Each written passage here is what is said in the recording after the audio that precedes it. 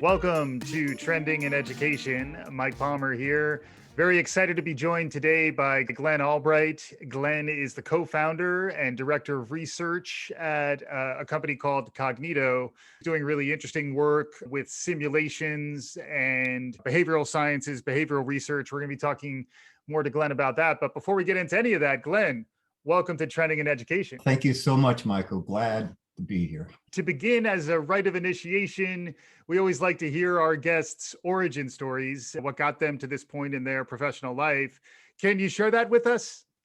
Sure, love to. So I'm an associate professor at Baruch College, which is one of the senior colleges of the City University of New York.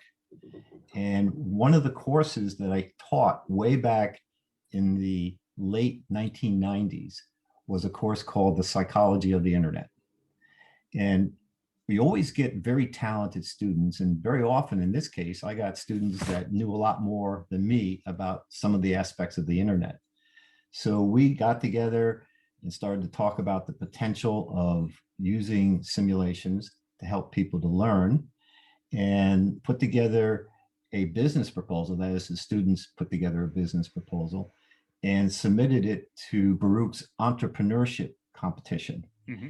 And they placed third, which gave them some seed money to be able to start Kognito. Mm-hmm. And that's where it all began. I've heard there is some research that you've been looking into around the way we perceive video or photorealistic humans in our simulations or our trainings versus more of a VR simulation, which is more what Kognito does. I believe there's some interesting findings, some interesting research that you've been doing. There's a lot of interesting research out there, and it's based on our understanding of how to make role play conversations in a virtual environment more effective.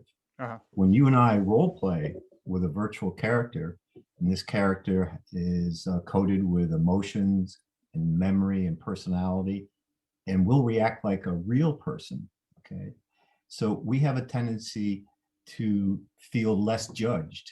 We have a tendency as a learner to feel safer and to open up. We're not concerned about negative feedback. Yeah. And we're willing to be more curious in interacting with the virtual character, more inquisitive. And it also reduces what we call social evaluative threat. Now, this is the anxiety that people feel in face-to-face role plays with an instructor and sometimes with other people around. Yeah, that almost sounds like Zoom fatigue. Yeah. Right. So you end up feeling anxious, and this reduces that anxiety because you're talking to a virtual human who is, again, not going to judge you. Yeah. And interestingly enough, there's also a decrease in transference reactions because the way virtual humans look, they have more of a neutral appearance. Mm-hmm. And so they don't remind you of a significant other in your life, in your past. Yeah. So it reduces that cognitive load that can interfere with a role play and what you're trying to teach a person to do. Yeah, it's fascinating. It immediately takes me to the Turing test and the uncanny valley, where as the robot becomes too human, you start to get creeped out and feel uncomfortable about it. That sense of otherness to the agent that you're interacting with, it's somehow wired into us. And then it's interesting to explore how you can design these experiences that are really there to train professionals in how to engage appropriately in complicated behavioral settings. Can you give us a little bit of context just to introduce folks to what Kognito is doing? Kognito is a health simulation company based in New York City. We started in 2003, and we create simulations that really train people how to navigate difficult conversations in the areas of health and behavioral health. Mm-hmm. So this is accomplished by placing the learner in a virtual environment where they engage in a conversation, where they could be a virtual patient, could be a student, as an example. Yeah. And in the process of engaging in this conversation, you learn to use evidence-based communication strategies to be able to effectively manage that conversation. Mm-hmm. So by that type of active learning, and that type of practice, and receiving feedback from a virtual coach along the way that either rewards you or reinforces you for correct conversation tactics or Yeah. makes other suggestions, you get really good at doing this in real life. Mm-hmm. So, for example, as a teacher, if I have a student that I'm a little bit concerned about because they seem depressed, withdrawn, this simulation, the practice, gives me the confidence and the ability to be able to approach that student, to be able to set up a safe and trusting environment with them so they feel that they can open up, Yeah. and then start talking about what's going on. So potentially you get an opportunity to refer a student to the counseling center, as an example, to help them out. Mm-hmm. Yeah, and that's the part that makes this much more serious in a way too, is that frequently you're training people who are going to be in a high stakes crisis conversation. Hopefully you can catch behavioral health stuff as early as possible, but there Mhm. is training that needs to be done for say a suicide counselor, and to be able to do that with that same level of difference, I guess, that you get with a virtual patient, a virtual customer, virtual client. I imagine it is very helpful in those contexts. Oh, you nailed it. You can imagine having a conversation, let's say, with a veteran, a colleague or friend of yours who you're concerned is suicidal, Yeah. and they have access to the means, like they maybe have a revolver, loaded Yeah. revolver. And so in navigating that conversation, you have to ask them if they're suicidal, how they would do it, Hmm. and then motivate them to seek help and to eliminate the means Yeah. of possible suicide. So Yeah. it, the only way you can really do that effectively is you practice at doing it. Right. And this is exactly what we do. Right. And some of the conversations can be very heavy. Some of them aren't heavy, but they prevent heaviness later on, if you Yeah. will. Yeah, exactly. And you've been doing this a long time, so I imagine there is a certain art. You mentioned the science, but it also sounds like there is an artistry, Mhm. craftsmanship to the design thinking that really builds compelling instructional media. I've Oh, always felt yeah, that with yeah. this range of experience that you have. I'd love to hear some of your perspective. Well, the people that work at Cognito, the instructional designers, the animators, the script writers, they're incredible, and their hearts are in it. There's a very human feeling of being able to help other people manage these conversations and to make a difference in people's lives. In terms of my role, since I'm director of research, I am responsible for examining the efficacy of the simulations. Hmm. Do they work? Yeah. Do they change behavior? Do Hmm. they change people's attitudes? And that's really important. And once you have that information, then you can publish it in journals, you can Sure. do case studies and white papers and so on. Yeah. And also you want adoption in hospitals and behavioral health centers, and they're going to want to see the evidence of the efficacy. And in a lot of these cases, they're very measurable outcomes, I would imagine. The outcomes that we look at are two very basic categories, if you will. One of them addresses changes in attitudinal constructs. And the three constructs we measure are self-efficacy, or confidence in your ability to, for example, identify a patient who is using substances. The second one is likelihood or behavioral intent. Are you confident? Do you have the behavioral intent? And then are you prepared? So that's preparedness, self-efficacy, and likelihood. If you change those constructs, you will influence the behavior because those constructs predict behavior. Hmm. And then the second important area is the actual measurement of behavior change. So if you go 3 months out or 6 months out, are those simulations influencing people's behaviors? Hmm. Yeah. Yeah. And then we haven't really gotten to the changes founded in 2003. That's quite a span of time to be managing this space.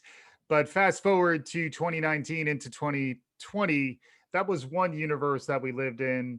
And then the pandemic hit.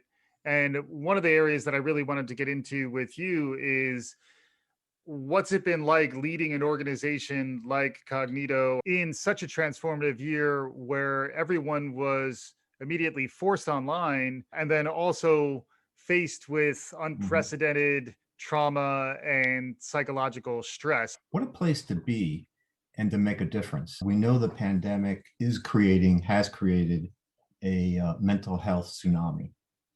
And due to a number of reasons, ranging from unemployment, violence in the household, substance use, they predict 70,000 additional deaths because of just alcohol and suicide alone due to the pandemic. Mm-hmm.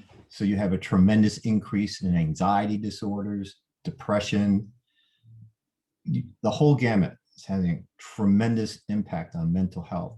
Yeah. And so to be able to have simulations where people can learn to identify when someone's struggling and how to engage them in a helpful conversation and then refer them is incredibly rewarding. And the other part about it that I really get excited is that when you teach people to be able to do this, you're more likely to help yourself.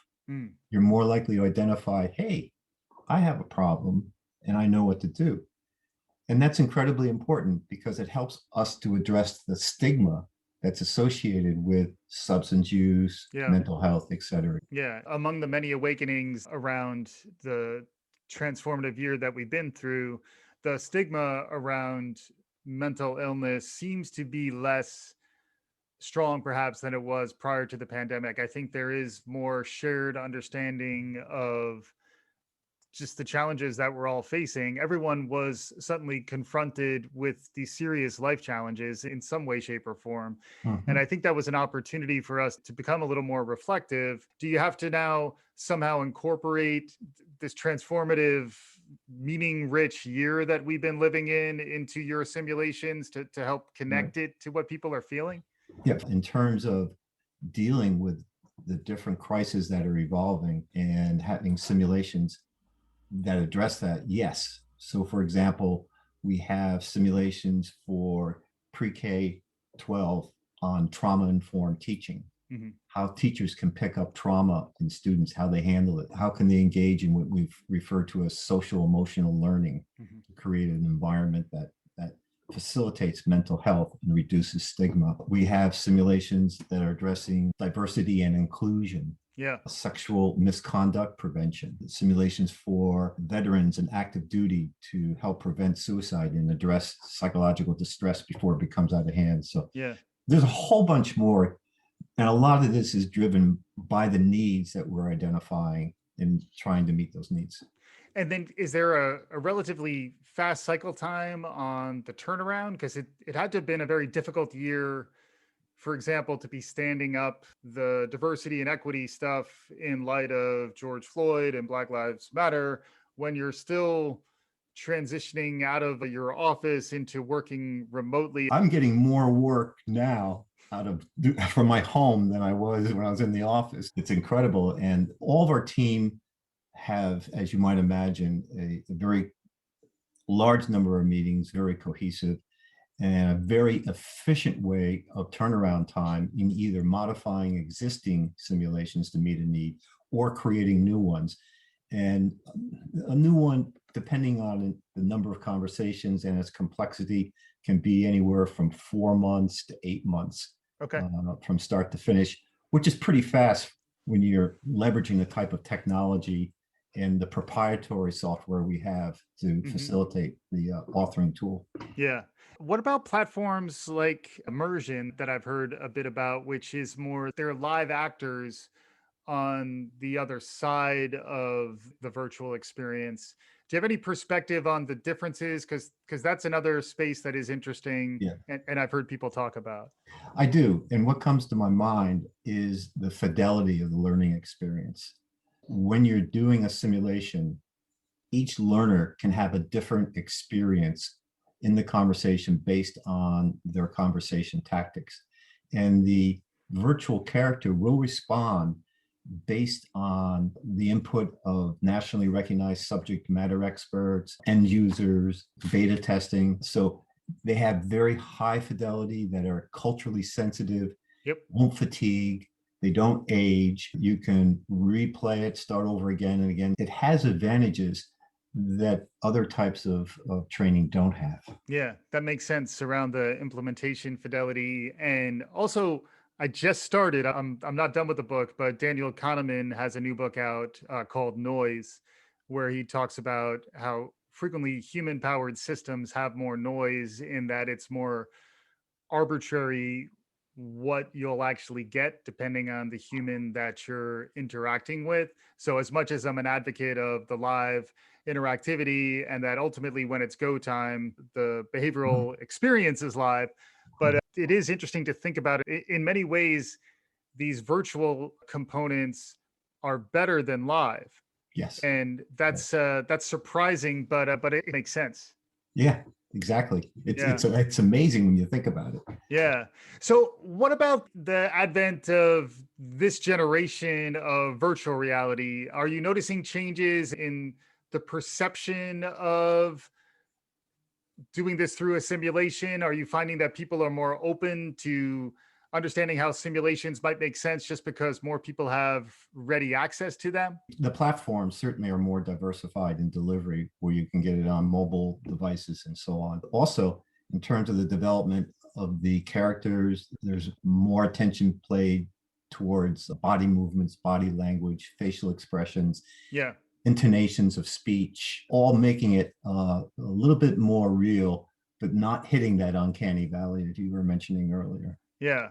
And thoughts about how this might relate to advances in virtual reality and gaming and Ready Yeah. Player One, where, in some ways you could envision this being I put my Oculus on and Mhm, suddenly I'm mhm. sitting in this simulation. Any thoughts about that? Yes, we have been looking at that and doing some work with it, and particularly in light where you have to be cognizant of situational variables within your environment. Hmm. So if you're, for example, teaching a law enforcement officer how to handle a situation, they have to be things within their environment Yeah. that are reacting. Yeah. And this gives them a chance through these types of devices to be able to learn how to manage these things. Hmm. Yeah. And it does seem as though you could connect this type of instructional design to innovation that's happening around game design because it even I imagine some of the talent pool that you're tapping into probably has some experience if you're talking about say like 3D modeling for example. There's overlap between the types of folks who are great at it who might move into gaming and also someone who maybe began in gaming and then is interested in moving into the learning space. I'd love to hear some perspective from you on the differences or overlaps between the two. I think that's out of my wheelhouse. I wish someone from our tech team was here because I know that they're right on top of it in terms Yeah, of gaming yeah, strategy. We've hired people from the gaming world yeah, and also looking at AI in terms of how it influences processing conversations and the whole gamut. They're thinking years ahead. yeah. And more happens in a year than ever before. It's a really fascinating time. As we pivot towards looking further ahead, where do you see this heading? Any perspective around learning healthcare simulations? As the simulated experience gets more into the norm of people's lives and in education, in healthcare, it's already really advancing fast in healthcare. And when those simulations start to address critical areas that are emerging as a result of the pandemic, we've already talked about mental health, Mhm. a little bit about trauma and how you can identify the impacts of trauma, how you can swim way upstream and prevent trauma from occurring, because a good amount of trauma begins in the first 18 years of life, especially in the first 5 years of life Mhm. with adverse childhood experiences. The training has to be towards parents, for example, Yeah. and how they can reduce the incidence of adverse childhood experiences, how to correctly change their child's misbehaviors without traumatizing them, Yep. preparing them more effectively for pre-K 12, because we know that early trauma interferes with learning, Yeah. memory, executive functioning. Mhm. It also creates a huge amount of physical problems, chronic diseases, hypertension, cancer, heart disease, hepatitis.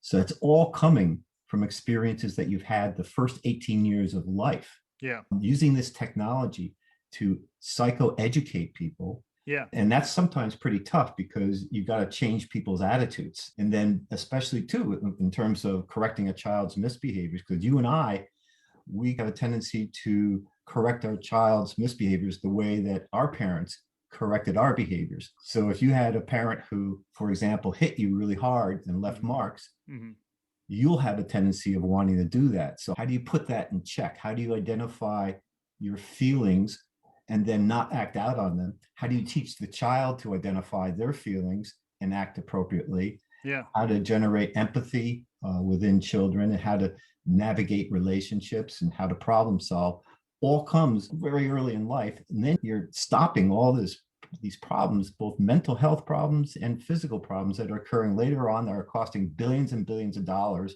every year of our economy. And we're not even addressing what's happening worldwide in terms of trauma and its impact, and how these simulations can be distributed, culturally sensitive, languages appropriate, to places around the world where school teachers, where civic leaders and so on can learn how to help, for example, children or adults who've been traumatized to work through it. Yeah. I'm not sure if that answered your question. No, that was good. That's the kind of stuff we like. I'll tell you something, just because you're a parent, okay? Yeah.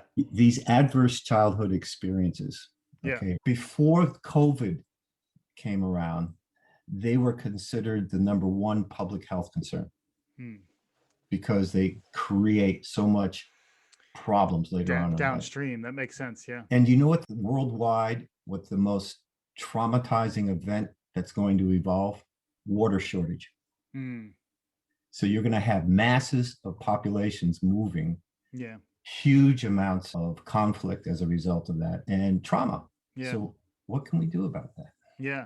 Yeah, it's some big ideas. And it is interesting to think through how part of what's happened in the last year is that parents have been activated in a new way in terms of their relationship to education. That's been a massive trend that we've seen, particularly in K-12 education, where what had been somebody else's problem suddenly became parents' problem in a very authentic way. And then to think about whether there's a way to grow the psychoeducation, which I hadn't really heard that term before, but the idea of the education of parents. I still joke when me and my wife, we had our son a couple weeks early, so we hadn't gone to parenting class.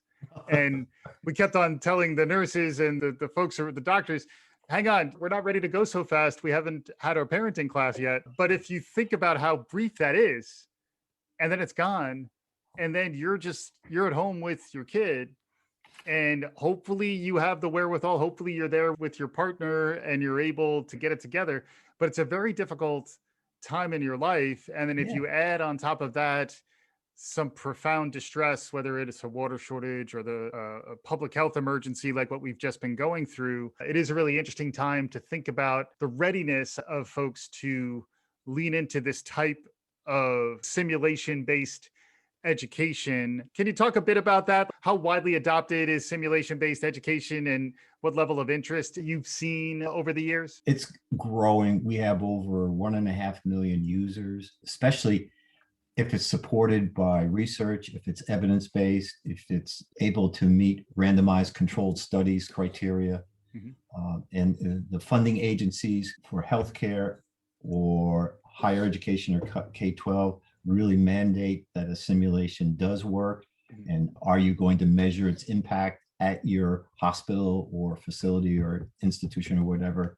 We're very cognizant of that. That's why the research is so important to us. And so it is growing. Because I'm wondering, as a parent, my wife just bought me an Oculus Quest for my birthday recently. I could envision myself wearing the VR headset and going through like virtual parenting training, particularly if I could get some scoring. I could see this being a pretty compelling space. And do you envision any of that? Do you think this might cross over to the consumer side? We have a program that was funded by the Robert Wood Johnson Foundation. It's called Calm Parents, Healthy Kids. And a parent or caregiver is placed in one of 4 simulated situations that they have to manage with their child. The first one is their child pushes another child down on the playground. The second one, you're on a very important phone call and your child, 2 to 5 years of age, keeps on interrupting you. The third one is that you have to pick up your older child, and your younger child is really resisting getting ready. Yeah. And then the last one, your 2-year-old has a temper tantrum in the grocery store. Uh-huh. Now, all of these situations activate a parent, if you will, that activate a fight or flight response. Yes. And indeed, this is where parents can mishandle it. They don't understand the situation. They react out of their own anger. So let's give them some practice in how to manage these children and predict future events to prevent them from happening, which is swimming way upstream, as an example for consumers. We have virtual coaches for women who have triple negative breast cancer.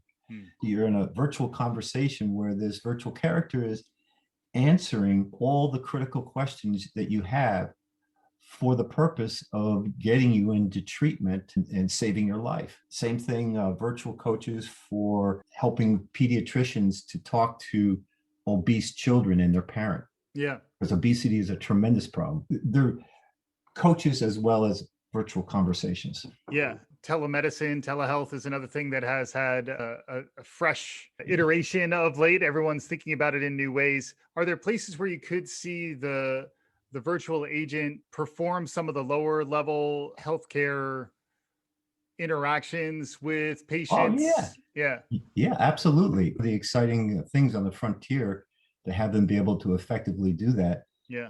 Right now, we have simulations that train healthcare providers in how to conduct telehealth sessions because they make a lot of mistakes. But you're taking it one step further. Let's get a little bit of information and then get the healthcare provider updated on where they're at before they enter the conversation. Because a lot of healthcare winds up being those levels of triage and, filtering. And you could imagine some of that filtering, particularly if people can do it from their homes or through an app, that it could scale so that the triage is better, so that you're only really bubbling up to the limited human professionals. The thing that's real important here is say that your part of your triage is a depression inventory that nurses and physicians often give in the office. Yeah. If you're sent online this inventory and you check yes, no, that's a very cold experience. So if you have a virtual character who's warm, empathic, understanding, and asks you questions in a way that makes you feel comfortable, that's where it's at. And that's going to actually impact on whether or not a patient continues on with the treatment and complies with the care plan. Yeah, really interesting stuff. Glenn Albright, thanks so much for joining. Before we let you go, we always love to ask our guests, what else out there in the world around us is capturing your imagination these days? So we've talked a lot about healthcare simulations. You can always bring it home with more in that space. But is there anything else out there that if folks are trying to understand where the world of learning is going, this would be useful for them to be thinking about? My passion, you already hit upon, and I talked about in terms of understanding the impact of trauma on people's lives. I teach graduate clinical students a course in trauma, grief, and recovery. And there's so many mental health professionals who don't know how to work with trauma.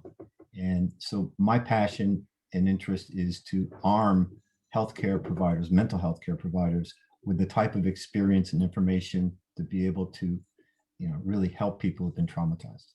Yeah, I can tell the mission's coming through loud and clear, and it sounds like one great set of tools to help equip folks with what they need to be effective in those mental health scenarios are simulations, behavioral simulations like those that have been powered over the years by Kognito. So it does seem like there's some congruence to what you're doing in a nice way. This is amazing stuff, Glenn. And if folks want to learn more about Kognito, where should they go? There's a number of different simulations that you could take for a test drive on Kognito's site, and that's spelled KOGNITO.com. In addition to participating in some demos, you can get access to the research, the learning model, et cetera, et cetera. That's awesome. Glenn Albright is the co-founder and director of research at Kognito. He's a wonderful guest. Hopefully you enjoyed the conversation. We'll be back again soon. This is Trending in Education.